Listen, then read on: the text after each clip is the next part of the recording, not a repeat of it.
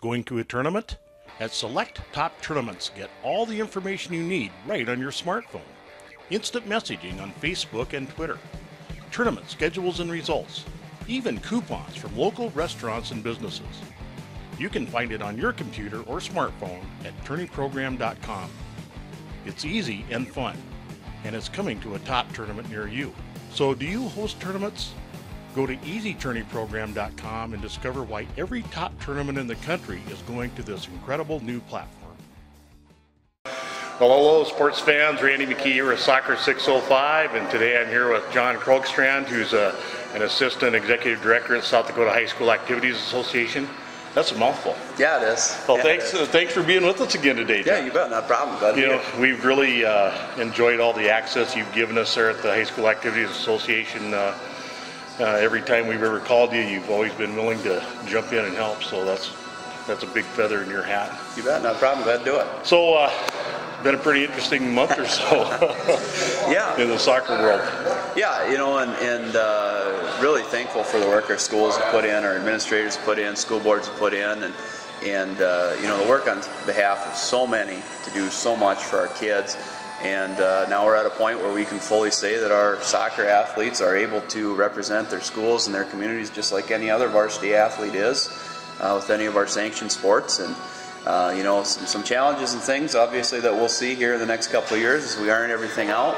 But at the end of the day, I think it's going to end up just being a tremendous experience and a tremendous event for us and our kids across the state. You know, and I couldn't agree more. And I mean, I think you're probably casting a little bit of credit away from yourself, but you know, when we go back and take a look at the history of sanctioning and how much the High School Activities Association has compromised, helped, in some cases, in my opinion, almost bent over backwards, especially the last month or so. You know, none of this I don't think would have happened without your help and guidance from Pierre. Well, and you know, at the end of the day, we are a membership organization. We are 180 member schools, and that's who we work for, who we report to, and things like that. And you know, you have the schools that come forward and they want to do something. That's our role: is what can we do to facilitate it, to make it happen, to make it work for everybody, given their unique circumstances and situations and things. And I think that's hopefully where we are with teams in the transition plan, teams that are coming in full bore, teams that have been with us. I've had it as a school sport for almost a decade now, teams that are coming on for the first year, and just serving the needs of all those different groups. And hopefully that's where we're at. And again, just really excited with everything, how it's going. Had a great meeting with our athletic directors, putting some schedules and things together yesterday, and really getting that ball rolling forward to what will be our first full season, if you will, of Activities Association soccer. It sounded to me like with the athletic directors coming to Pierre yesterday, it sounded to me like there'd been quite a bit of pre-talk in terms of kind of making two major groups that play within their group and then kind of cross-play. Is that how it's going to shake down? Well, I think you know, one of the primary things that we deal with in any of our sports is that you have schools that are like one another that want to play each other. So you have the ESD conference that want to be able to play each other and to have a conference title, something maybe that they've never been able to do in a school setting. You have the Metro Conference with the 4 Sioux Falls schools in Brandon Valley that want to do the same thing.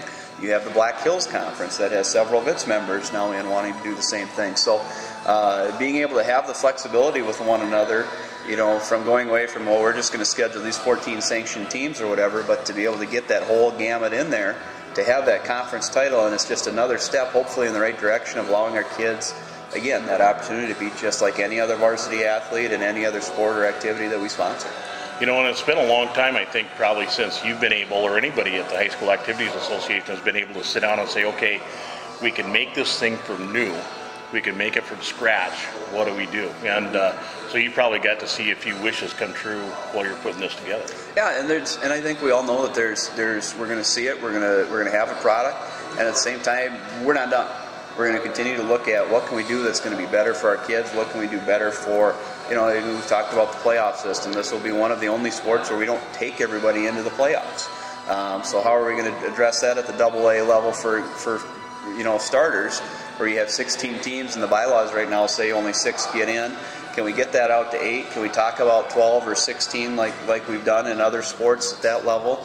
And then at the Class A level, obviously we know we got some unique challenges there with teams from, one corner of the state, literally in Hot Springs, to the other corner in Groton, and being able to accommodate all those. You have the teams and the schools that only are able to sponsor one gender of program right now.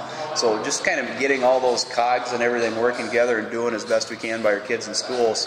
It's going to be a process. And it'll take a couple of years to kind of hash all those things out, but I think really at the end of the day, we're very proud and excited where we're at. Like you said, we were able to start from scratch a little bit and to do some things that were new, but at the same time using a lot of that framework coming in from the school setting and that structured perspective of here's how we can make it a lot like a basketball, like a volleyball, like some of our other team sports, and give our kids the opportunity there.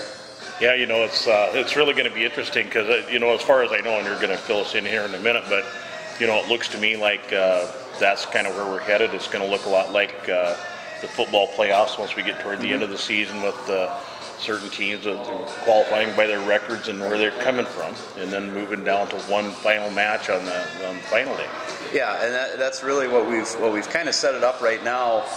Not knowing, we're going to have the great influx, but really from the advisory and coming from the coaches, from the athletic directors, and taking that direct input, not a top-down, but a bottom-up kind of a process as far as making that change and really putting together something that does allow those quarterfinal games, those semifinal games to be at host sites. I mean, how cool is that going to be to play the game, to go to the state championship in front of your friends, your family, and all those things on your home turf? And at the same time, even if you're the visiting student coming in, gosh, to go into somebody's home venue and to try and knock them off and all the things that come with that, I mean, that's going to be really cool how that plays out. And then to have that kind of that final celebration championship day, not splitting the classes up and, having them in different locations and maybe taking away from one group or the other, but now you got everybody together, everything's all in one, and it really will work out nicely, I think, to have that focal point event, for the next 2 years in Mitchell, and after that come on here just across the street to O'Gorman, and then, we'll have discussions about future sites and future formats going forward, and again, like I said, nothing's perfect, nothing's set in stone, and, looking at expanding those playoffs and what can we do to get more teams excited and involved, and what we can do to just improve it for our kids. Yeah, I think that's going to be such a different dynamic than most of the players have been accustomed to, especially those that have been in the club system, because we all know how those inter-school rivalries can really make a game important and really make it. And even though, we can see it like the crosstown rivalries here in Sioux Falls and in Rapid City,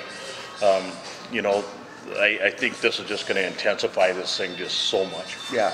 Well, and just think about, we see the atmosphere, in a basketball where you have maybe two Sioux Falls schools playing each other, two ESD rivals playing each other, and how awesome and exciting that, just that electric event becomes. And now maybe we could do that, have a doubleheader of soccer to go to state championships out at Howard Wood Field or something, and having two boys games going and all that. I mean, it's just really going to build, and the things that schools and our association are able to provide, and having that full access now for so many more teams is going to just be great. And not to discredit anything we've done the last 2 years, because we've had schools on board from day one that have really built this up, and we were so successful in what we've done in the last 2 years that it made it an attractive option for the club teams to come in, for parent groups maybe to say, yeah, that's a really good thing. Let's get part of that. Let's let our kids be part of that. So I think we can't forget about what we've done in those 2 years and be very excited about what we've had, but even just be just as excited about what we're going to have going forward. I'm excited to see a SDHSAA state tournament without a 50-mile-an-hour wind going out of the south. Yeah. It's South Dakota. It's middle of October. You don't know what you're going to get. Yep. It could be a blizzard. It could be 80 degrees. Yeah. But boy, the last couple of years have been kind of windy and miserable. But the kids didn't seem to mind it at all. We had a great host there at Aberdeen and out at Swisher Field, a great facility. And speaking of facilities, it kind of sounds, in talking with some of the ADs and other people involved around the state, that we're going to try to move forward in looking at the kind of facility you're playing those finals on, and try to make that a turf type situation over time. I think the two biggest things that we want to provide is with any outdoor event, how sure can we be that we're going to be able to run it as scheduled? In a situation with like a golf, if it's going to snow, it's going to snow, and you're not going to be able to have it, and it's generally going to be a widespread thing. the soccer side of it, knowing what the turf and a natural grass surface, try and play 4 games on that after it's been played on all regular season, just by your high school teams, not to mention any non-high school games and all those kinds of things. You know, you leave some things to question there, and I think really to make it that big focal point, to really highlight it, putting it in a stadium setting, treating it as a first-class event, and having that turf surface, you know, permanent scoreboards, permanent PA, I mean, all those kinds of things that really truly make it a capstone, exciting event are part of it. You know, last 3 years before I came here in Nebraska, we always went over to Creighton and played at their beautiful facility on the campus downtown Omaha. We maybe don't have that soccer dedicated facility and that level of facility yet, but I think there are some options that are very attractive to us that can be very close to that, ensure us that we're going to be able to get those games in, to play them on consecutive days or consecutive hours, not have a damaged surface by the time that 3rd or 4th game comes on. And at the same time, you know, remembering that all this, again, too, came from the coaches, from the officials, from athletic directors, and from the bottom up, saying this is where we want to go, this is what we want to do, and absolutely as a staff we want to meet that need and that request of our coaches. Hey, we want this real great end of event, and gosh, it'd be a shame if it was spoiled because of field conditions and something like that. So whatever we can do to absolve those concerns, absolutely, we're going to do what we can. Well, that makes sense, and you know, we even get news from out at Rapid City that they're replacing the grass at their Sioux Park Stadium with artificial turf, so we'll have that West River option too. And you know, that's always been, even way back when I was coaching, one of my beefs is that we had all these tournaments, especially the high school state tournament, out in the East, Brookings, Waterfield, Brookings, Aberdeen, and then finally they got one in Rapid City. But you know, I know that with the High School Activities Association, I know with them putting the turf in that they're going to kind of get some of that sprayed around. Yeah, and you know, there's a lot of talk out there, not just soccer, but all of our sports, when you talk about facilities and events and where we're going to take events and those kinds of things. And I think at the end of the day, what we always have to remember with these is looking at what's best for our kids, what's best for the tournament, what's best for each of those individual situations. And quite honestly, you know, if that's artificial turf or natural surface, if it's in the largest community, the community that gives them, you know, all those things kind of come in, and we just have to find that balance. And where is it really the best experience for our kids?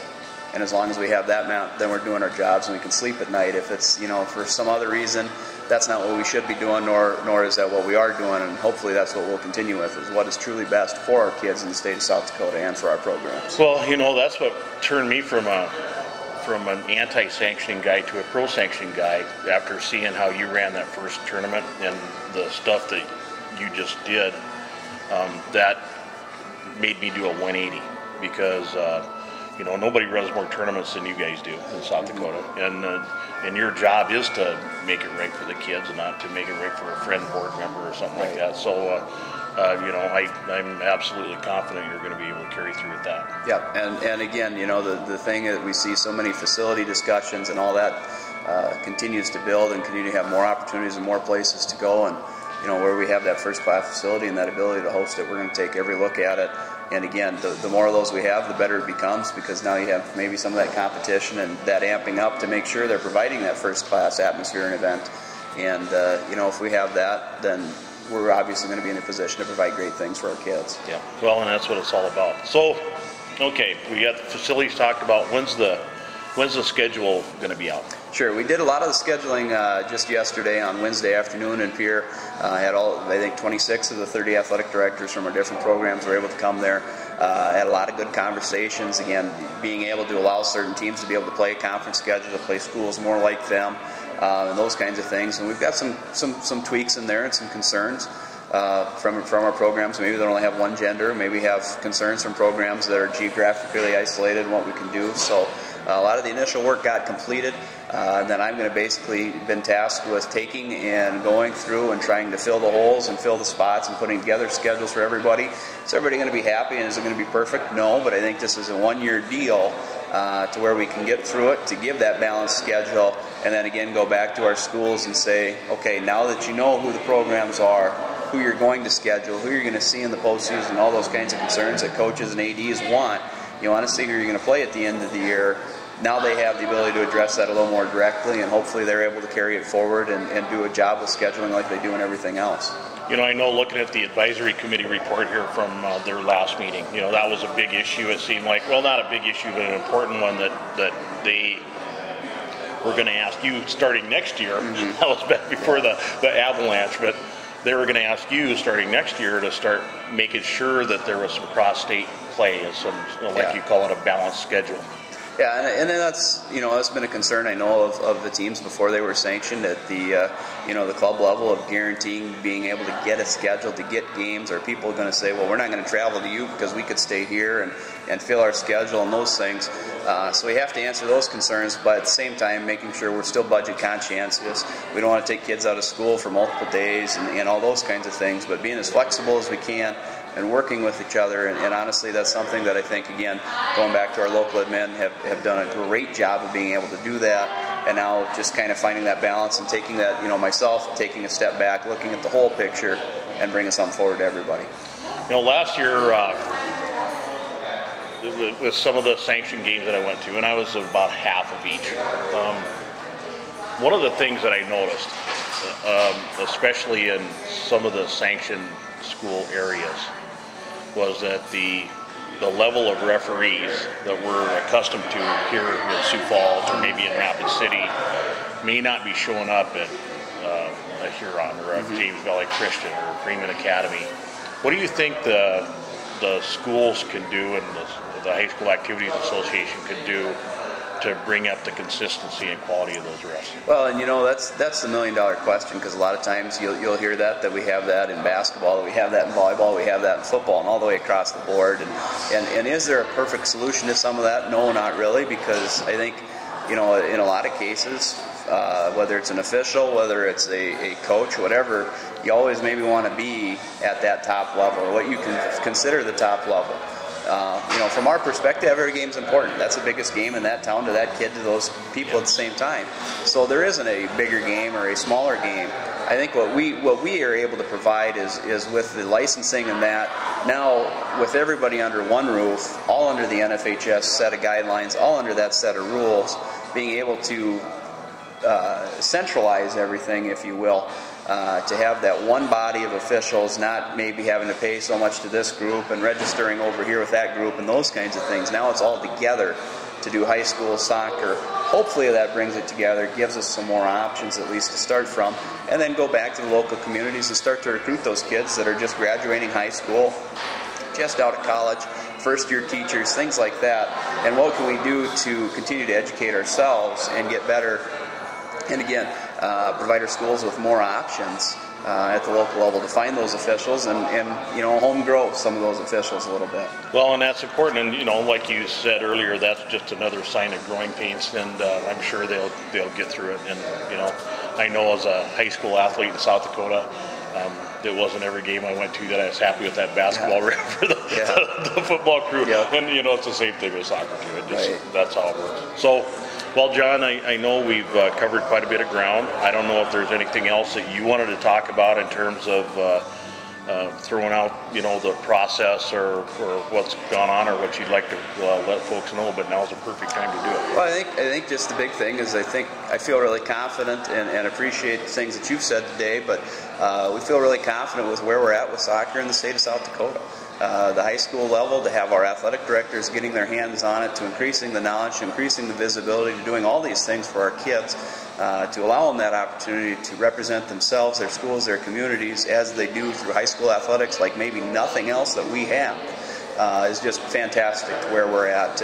And I'd be remiss here, we're sitting here and people are probably wondering where we're at. One of our corporate sponsors today, Billions, here in Sioux Falls, and it takes the partnerships that we have with those people too, that allow us to have the resources and the abilities to go out and to do things, to provide, to get the best facilities, to pay the rent, to pay the officials, to do the trainings and do all those kinds of things. And we wouldn't be able to do that without some of our corporate sponsors, both at our level and then also at the local level. So Obviously just put the plug in. It's, Billions here, they've done great for our association. They've done great for myself and my family personally and things. And obviously, opening the doors up and letting us sit down here today, I mean, it's fantastic. But sorry to interrupt you, they've done a great job for all youth sports. Yes. Every place they touch down, they're supporting youth sports. Yep, yeah, so I mean, just hats off to Dave and David, and then obviously to, Todd, the local sales manager here at the Billions in Sioux Falls, down here on 41st Street with all they do for us and for all of the schools in Sioux Falls in the area and really across the state. So, tip the hat to just the partnerships that we have, the partnerships at the local level, whether it's the corporate or whether it's even just the partnerships we've seen develop as a result of soccer between community members, community organizations, athletic departments, and schools, and how we've all come together for the betterment of our athletes in the state of South Dakota. And hopefully, it doesn't stop here. It continues to grow. We continue to have more of these partnerships and these things that really are from the ground up, building up and creating great things for our kids in the state. Yeah, and the last thing I want to remind people is, with the soccer, it's a brand new deal to a lot of the ADs across the state. It's not to some of them, but so we're all going to have some patience, and we're all going to have some understanding, because things aren't going to be like they used to be. That's just the nature of the change. But regardless of that, soccer is going to happen, and it's going to happen, like John said, for the betterment of the high school students and being part of their school community, and that's what we have to be focused on right now. Yeah, and just again, so many doors are open now that we're fully into the schools. We're not in a club situation. Yes, there's maybe some more structure and some regimented things, and things can't happen just instantly because the group wants them to. There's some processes and things, but I think, again, the benefits that we have of being able to have so many more resources at our disposal for the sport of soccer is just a fantastic piece for our kids and for our communities, and excited to see where it goes here in the next few years. Great. Well, John, thanks a lot for spending a little bit of time with Soccer 605, and again, we want to thank the folks at Billion for giving us a nice place to have an interview, and I'm sure we'll be talking to you as the season goes along, and thanks again just very much for all you've done. I mean, you guys have bent over backwards to make this happen. I just can't believe all the relaxation of some of the rules that you did to benefit these later schools to come in that let them come on. You bet, and that's just all what it's all about, the schools and the kids, and hopefully we've done that, and hopefully we can continue to do that moving forward. And also, it's all about you. So thanks for watching Soccer 605, and we'll be back with you in the near future. This video is brought to you by MyPlayerPage.com, the best place for athletes to showcase their information. Visit us today.